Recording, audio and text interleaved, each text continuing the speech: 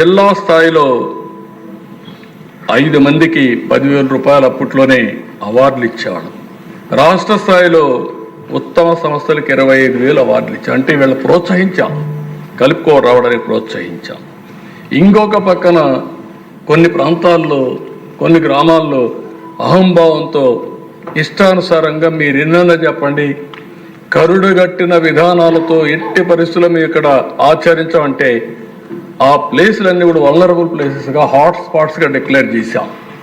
Declare చేసి ఎప్పటికప్పుడు అధికార యంత్రాంగం అక్కడికి వెళ్ళడం, రిపీటెడ్గా వెళ్ళడం, ఎవరైనా దీన్ని వైలేట్ చేస్తే వాళ్ళపైన చర్యలు తీసుకోవడం మొదలుపెట్టాం. అదే మరిగా దిశ ఎక్కడైనా సరే ఒక అత్యాచారం ఎస్సీలపైన జరిగితే జిల్లా అధికార యంత్రాంగం, కలెక్టర్, ఎస్పీ డైరెక్ట్గా వితిన్ 24 అవర్స్లో ఆ విలేజ్కి వెళ్ళాలి, వాళ్ళని పనిష్ చేయాలి. అలాంటి వ్యవస్థ తీసుకొచ్చాం.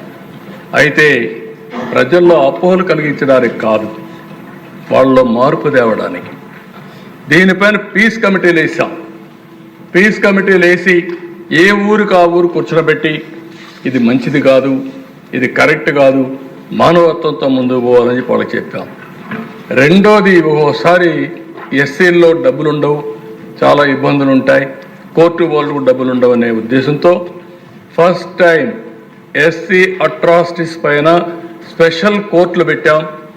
అదే సమయంలో అడ్వకేట్, బెస్ట్ అడ్వకేట్స్ని పెట్టి వాళ్ళ కేసులన్నీ వాదించడానికి సహకరించాం. దీనికంతా గవర్నమెంటే డబ్బులు పెట్టుకున్నాం. ప్రతి నెల రిపోర్ట్లు తెప్పించేవాళ్ళం. ఇంకో పక్క విజిలెన్స్ కమిటీ డిస్ట్రిక్ట్లో మీరు చూస్తే DVMC, district vigilance monitoring committee ఓటేసి ఇవన్నీ కూడా రివ్యూ చేశాం. మండల్ లెవెల్ కమిటీలు వేసాం. మండల్ లెవెల్ కమిటీలో ఎంపీడీఓ, ఎంపీపీ, ఎంఆర్ఓ వీళ్ళందరినీ పెట్టి, ఎస్ఐలు పెట్టి మొత్తం మానిటర్ చేసే పరిస్థితికి వచ్చాం. ఈ విధంగా ఆలోచించిన మొత్తం ఒక 27 జీవోలు ఇష్యూ చేశాం.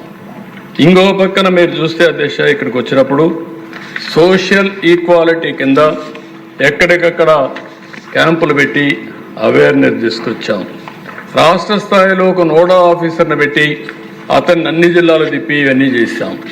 ఇంకొక పక్కన మీరు ఒకసారి చూస్తే రిలీఫ్, ఈరోజు ఎస్సీ అట్రాసిటీస్ పైన ఇచ్చే రిలీఫ్ ఆ రోజు జస్టిస్ పొన్నయ్య గారి కమిషన్ ఆధారంగా ఇచ్చిన డబ్బులు తప్ప, తర్వాత గవర్నమెంట్లో అటు పెంచాం తప్ప ఇవన్నీ ఇచ్చాం. అప్పట్లోనే 30,000 రూపాయలు, ఏదైనా ఇల్లు కొట్టేస్తే ఇల్లు కట్టేయాలి, ఎంప్లాయ్మెంట్ ఇవ్వాలి, ఉపాధి చూపించాలి, మళ్ళీ అదనంగా 30,000 రూపాయలు వాళ్ళకి ఆర్థిక సహాయం చేయమని చెప్పిన ప్రభుత్వం ఆ రోజు తెలుగుదేశం ప్రభుత్వం అని చెప్పి కూడా నేను తెలియజేస్తున్నాను. బరియల్ గ్రౌండ్స్ పోనీయకుండా చేసేవాడు. బరియల్ గ్రౌండ్కు రోడ్డు మీద ఉంటే ఇది మా పొలం కాబట్టి మేము పోనీయమంటే అవన్నీ కూడా ఎవిక్ట్ చేపించి చేసామని చెప్పి కూడా నేను మీకు తెలియజేస్తున్నాను. ఇలాంటివన్నీ కూడా గ్రాంట్ కానీ, ఎంప్లాయ్మెంట్ కానీ ఇవన్నీ ఇచ్చాం. ఇవన్నీ ఇచ్చి ఇంకో పక్కన ఎవ్రీ మంత్ 30వ తారీఖున ప్రతి గ్రామంలో, రాష్ట్రంలో పౌర హక్కుల దినోత్సవాన్ని జరిపాం.